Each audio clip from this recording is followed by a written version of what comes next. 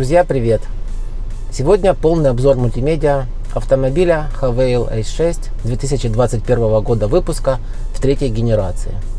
В современных автомобилях мультимедиа занимает одно из самых ключевых и центральных мест. Давайте рассмотрим мультимедиа этого автомобиля для комплектации топ, так как в других комплектациях некоторые функции могут отличаться. После приветственного экрана нас встречает такой вот экран в выключенном состоянии. Если же нажимаем на кнопку «Включить», мы попадаем в центральный планшет, на котором мы видим три основные блока иконок. И если свайпнуть влево, то видим еще два сегмента иконок. Давайте по очереди разберемся с каждым. Первый — радио.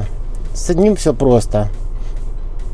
Обычное радио, FM, AM, настройки, звук, станции. Таким образом вы можете включать громкость, выключать громкость, искать станции, добавлять в любимые.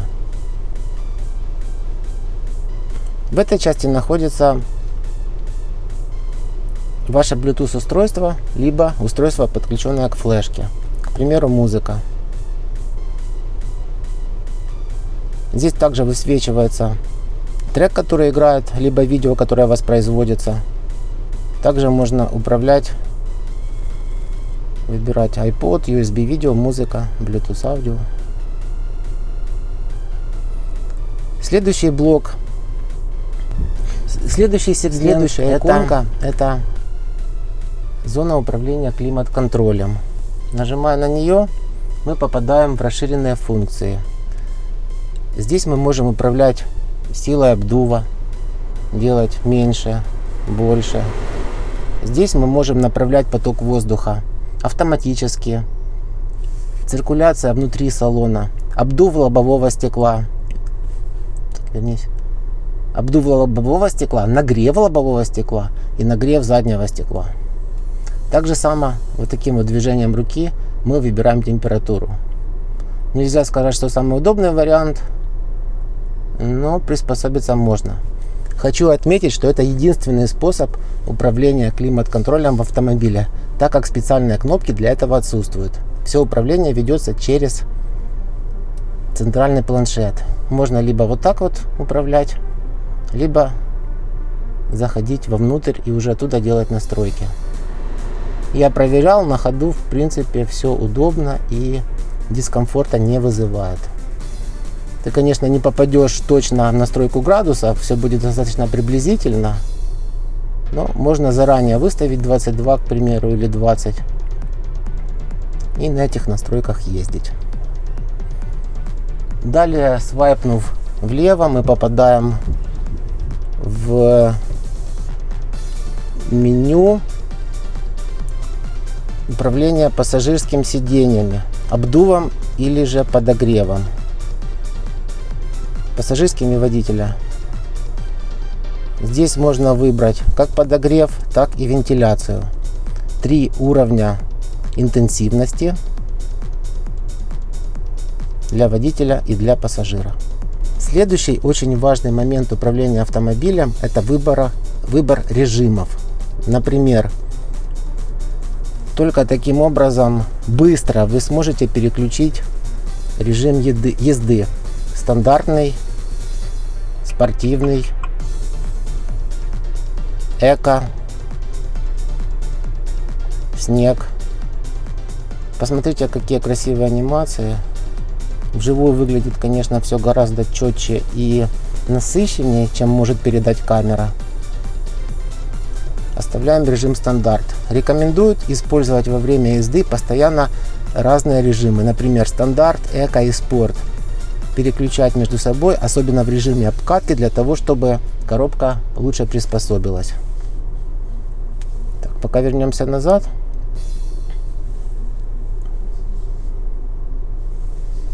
Итак, мы рассмотрели 5 основных блоков, которые доступны быстро. Давайте теперь зайдем вовнутрь и посмотрим более подробно и тщательно.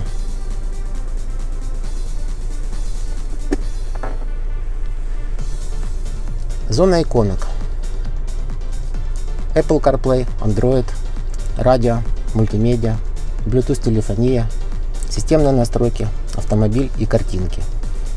Если с первыми двумя более-менее понятно, потом более подробно разберем радио, мы с вами уже видели. То есть можно попасть через эту иконку в радио. Также через иконку мультимедиа можно попасть там, где мы уже с вами были, в частности флешка ваша или Bluetooth проигрыватель. Далее интересная кнопка Bluetooth телефонии. Она наверняка будет полезна людям. Здесь вы можете видеть список своих подключенных телефонов. Отсюда же вы можете совершать звонки. Вот, к примеру, я когда заезжаю во двор, нажимаю на ворота, и ворота открываются. Здесь опять же ваша музыка с телефона.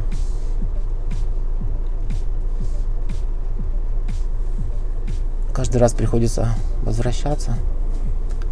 Также вы можете просматривать входящие смс-ки, видеть контакты, которые у вас в телефоне. Системные настройки. Здесь достаточно много информации. Первая настройка аудио. Настройка аудиоэффектов. Открывая вкладку, видим, что можно распределять звук по салону, настраивать эквалайзер, применять какой-то навороченный аудиоэффект. Сигнал. Этот я сигнал отключаю, потому что он пикает, не очень комфортно постоянно каждый раз его слышать при каждом нажатии. Увеличение громкости в зависимости от скорости. Выбрал среднее значение. Мелодия входящего звонка, тон подсказки СМС, регулировка громкости. Это имеет массу настроек.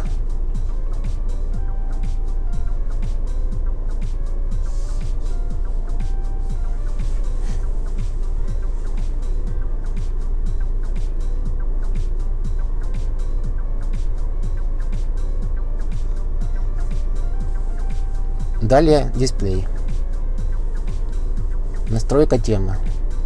В данном автомобиле нам доступно две темы. Возможно, с прошивкой новой будут доступны еще некоторые темы, но пока две. Я выбрал именно эту тему, на которой сейчас нахожусь, потому что вторая тема мне кажется не такой интересной. Хочу изменить, да. Не такая красно-оранжевая. Как по мне, лучше голубая. С зеленым, более спокойная. Да, хочу.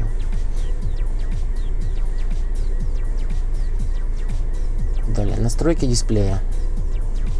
Также яркость. Если нажимаем сбросить, он говорит, что у нас по умолчанию. Что такое ограничение вождения, так и непонятно на данный момент.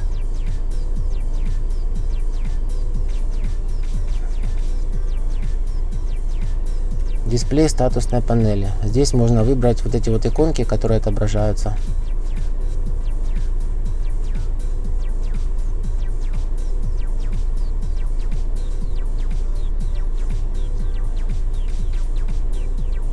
Список устройств. Тут отображаются все Bluetooth устройства, которые подключены.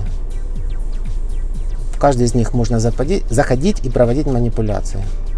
Настройка времени и даты. Скорее всего, когда вы приобретете автомобиль, у вас эти настройки будут сбиты, поэтому рекомендую сразу заходить сюда и выставлять точную дату, для того, чтобы увидеть правильное время. Язык. По умолчанию в магнитоле стоит украинский. И также мы имеем несколько доступных опций. Русский, испанский, английский, китайский, а также, скорее всего, какой-то из арабских языков. Насколько я знаю, автомобиль поставляется в Иран. Таким образом, мы можем видеть те страны, в которой автомобиль поставляется или намерен поставляться. Ключ руля. На руле находится кнопка, которой вы можете задать функцию. Либо же будет это подогрев руля, либо одна из них. Играть любимые радиостанции. Лучшая позиция для прослушивания. Отображение проекционного экрана. Беспроводная зарядка, либо подогрев рулевого колеса. Я выбрал подогрев рулевого колеса. Хотя летом он пока не нужен. Емкость памяти.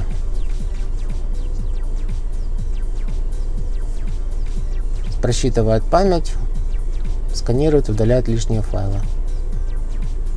Красивые, приятные анимации. Только добавляют шарма всей мультимедиа. Сделано все на высшем уровне, как будто бы завтрашний день.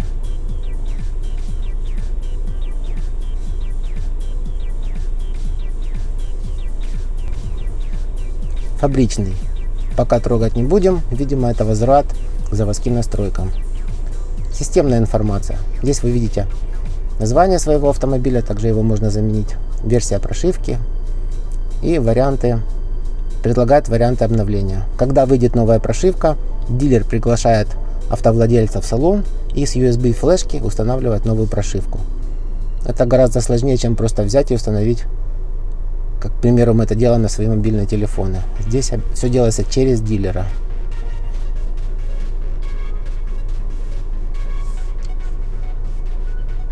Все, системные настройки мы прошли все.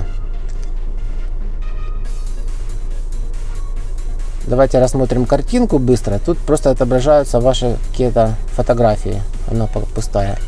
И уже уделим все основное внимание самому мощному инструменту этого умного автомобиля. Опять же напомню, в данной комплектации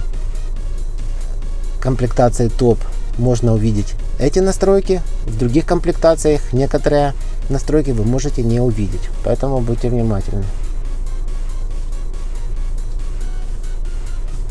Так, попадаем. Значит, экран настройки времени. Здесь мы можем задавать режимы выключения света в салоне и света фар после того, как вы закрыли автомобиль и заглушили. Автомобиль в темное время суток оставляет включенными фары после того, как вы закрыли его в течение 30 секунд.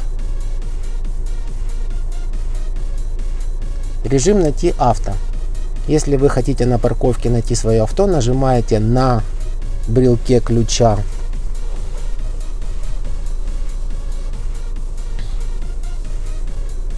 вот эту кнопку.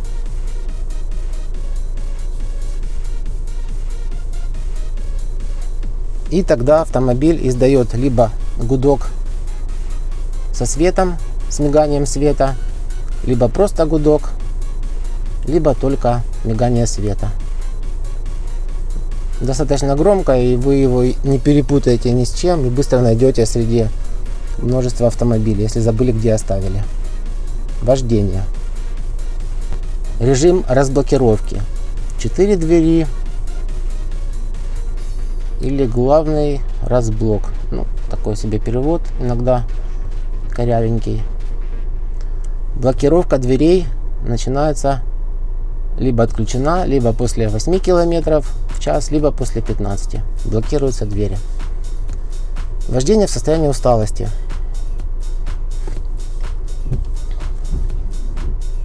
Можно активировать этот режим, либо отключить. Умный старт-стоп. Либо активируем, либо отключаем.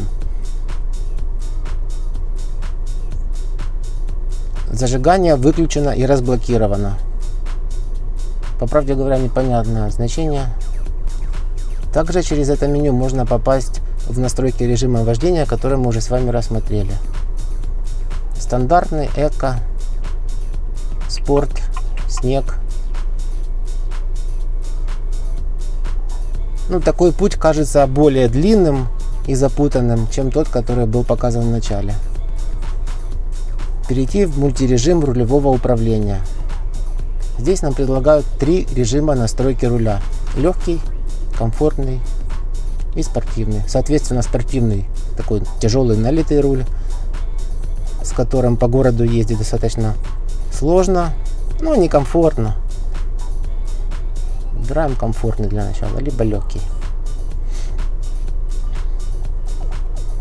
Сиденье.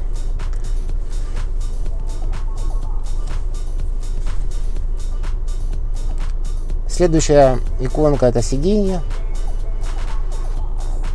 Мы уже переходили к ней с главного экрана. Также подогрев, вентиляцию можно выбрать.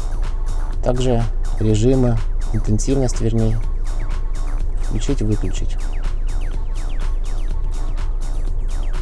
Вот как он пишет: умное вождение, умонное вождение. Такой иногда перевод встречается. Именно здесь можно включить и отключить системы удержания в полосе, системы предупреждения и аналогичные. Давайте рассмотрим каждую из них. Фронтальная система помощи. Помощь в безопасности пешеходов. При риске столкновения с передней машиной система предупредит, вмешается в торможение или рулевое управление. Можно отключить, либо включить. Следующая. Система безопасности при столкновении. При риске столкновения с передней машиной система предупредит, вмешается в торможение. Можно выключить, можно тормозить. Для этого эта функция прикольная. Наверное, хорошая, интересная, полезная функция, но не забывайте, что в таком случае лучше, чтобы ваши все пассажиры, включая задних, и вы были пристегнутыми, потому что если автомобиль затормозит резко, могут быть неприятные моменты. Кросс-помощь.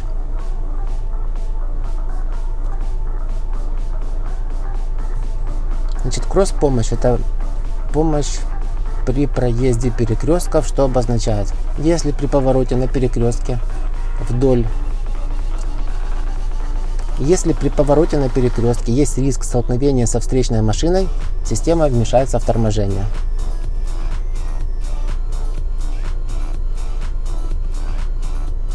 Также можно выбрать 3 настройки: низкую, стандартную или высокую, для чувствительности лобового столкновения.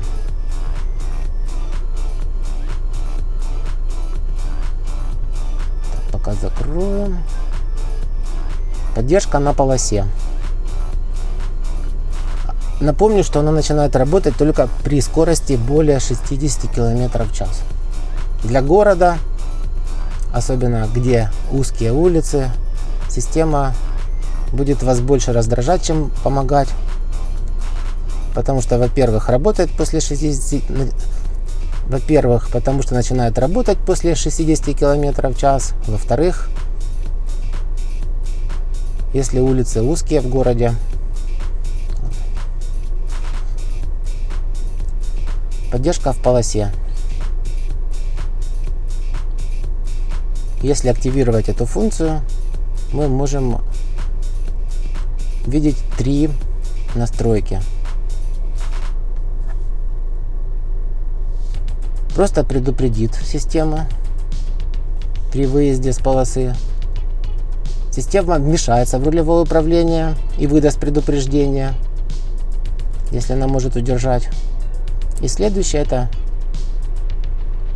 если нет активного движения при включенной системе, она будет контролировать и поддерживать машину в середине полосы. Система будет выполнять предупреждение, если не может удерживать машину в текущей полосе. Я в городе эту функцию отключаю. Экстренное сохранение полосы. Система выполнит вмешательство в управление при нечаянном выезде с полосы, обнаружении встречной машины на соседней полосе, обгоне задней машины или приближением к обочине. Система выдаст предупреждение, если она не может удерживать машину в текущей полосе. Прикольно, надо активировать.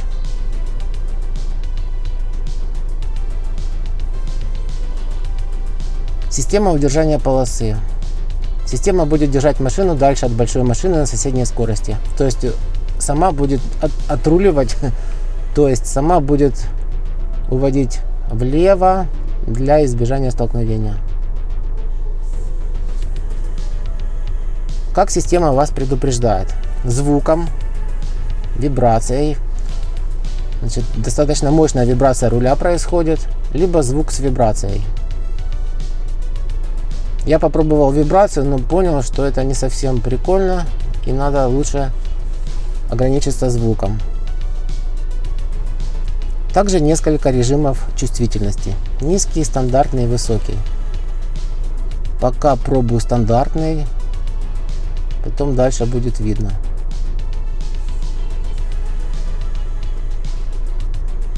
Закроем эту вкладку. Боковая система поддержки. Здесь у меня все включено. Мониторинг слепой зоны. Предупреждение об открытии дверей. Предупреждение столкновения сзади. Предупреждение о перекрестном движении сзади. Торможение при перекрестном движении сзади.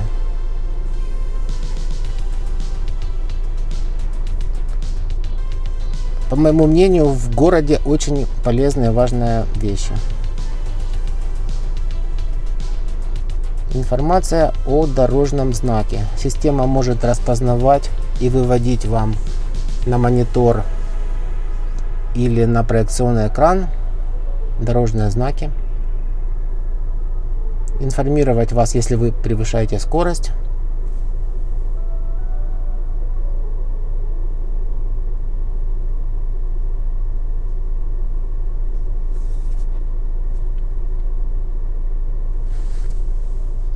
Далее у нас находится парковка. Так, давайте посмотрим. Настройка калибровки. Автовключение поворотного индикатора. Не знаю.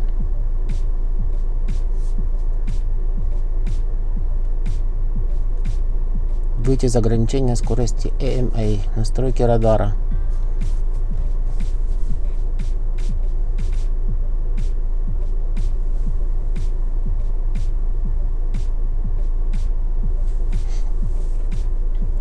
Настройки проекционного экрана. Можно либо его оставить включенным, либо отключить. Из его настроек. Стандартный. Такие вот значки будут отображаться. Спорт. Будут такие значки. И для снега синие. Регулировка высоты. Нажимая плюс или минус, вы опускаете либо поднимаете экран в зависимости от вашего роста. Таким образом, людям с разным ростом будет комфортно видно экран. Вы сможете под себя настроить. Также отрегулировать его яркость, угол поворота. Я хочу на 0 поставить.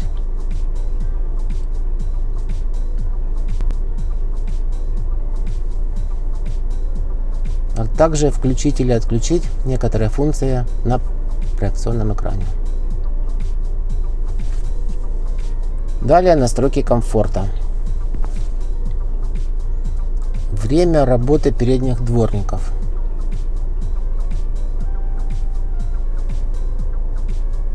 Беспроводная зарядка. Здесь она включается, либо выключается. Обогрев рулевого колеса либо включается, либо выключается. Складывание зеркал заднего вида. Когда вы закрываете автомобиль, зеркала могут автоматически складываться.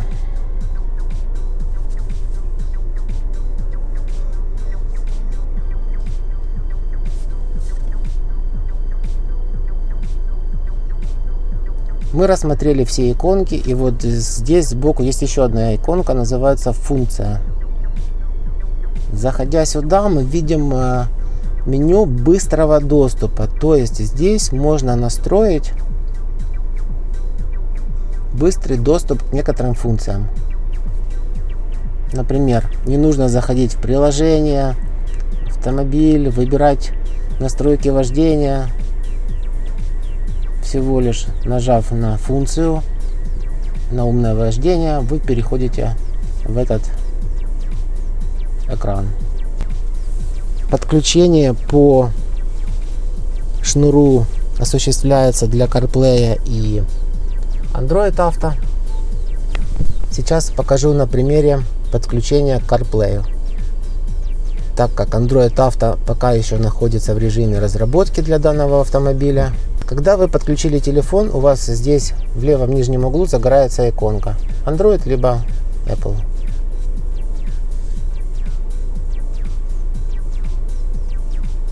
Все работает быстро, четко, в случае с iPhone. Вы можете открыть карты.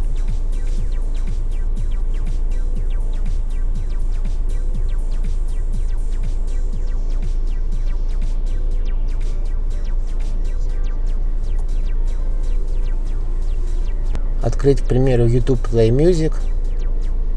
Получить доступ к неограниченному количеству музыки через интернет.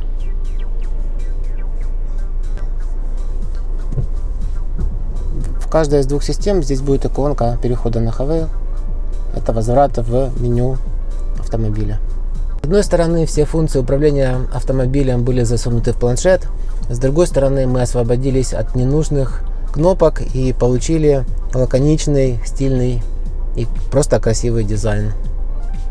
Одна из важных частей управления автомобилем находится при нажатии этой кнопки. Мы попадаем в настройки, так сказать, парковки. Здесь можно посмотреть наше положение в данный момент в режиме 2D, 3D. Все крутится очень быстро. Имеем на выбор только два цвета автомобиля, серый либо красный.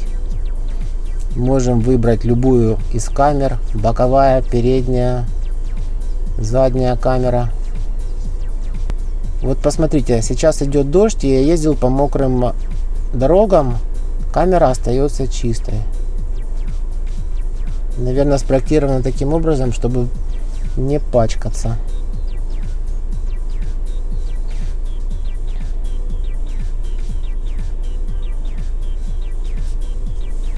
Можем с любого ракурса посмотреть на автомобиль. Это очень помогает при парковке. При движении менее 30 км в час система находит для вас свободные парковочные места, куда, по ее мнению, она может припарковать самостоятельно автомобиль. Как параллельно, так и перпендикулярно. Предложит вам выбрать и дальше подскажет, что делать. Автомобиль запаркуется сам. Также запоминает движение последних 50 метров. При нажатии этой кнопки вы проедете назад последние 50 метров, которые автомобиль запомнил. При этом скорость движения этих 50 метров должна быть тоже не более 30 км в час.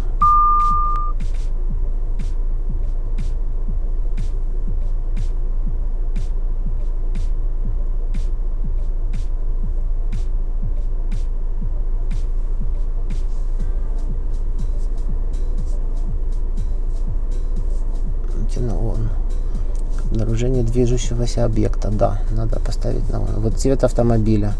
Серебристый либо красный. Поставлю серый. Три: серебристый, красный и серый. Ничего себе. Транспарентность, прозрачность, да?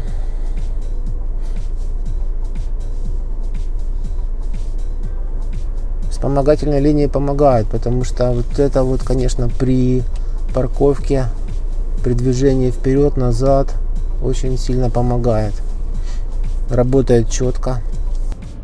В заключение хочу сказать, что мультимедийная система современная, стильная, красивая, с легким управлением. Какие-то моменты потребуют привыкания, какие-то моменты сразу интуитивно понятны.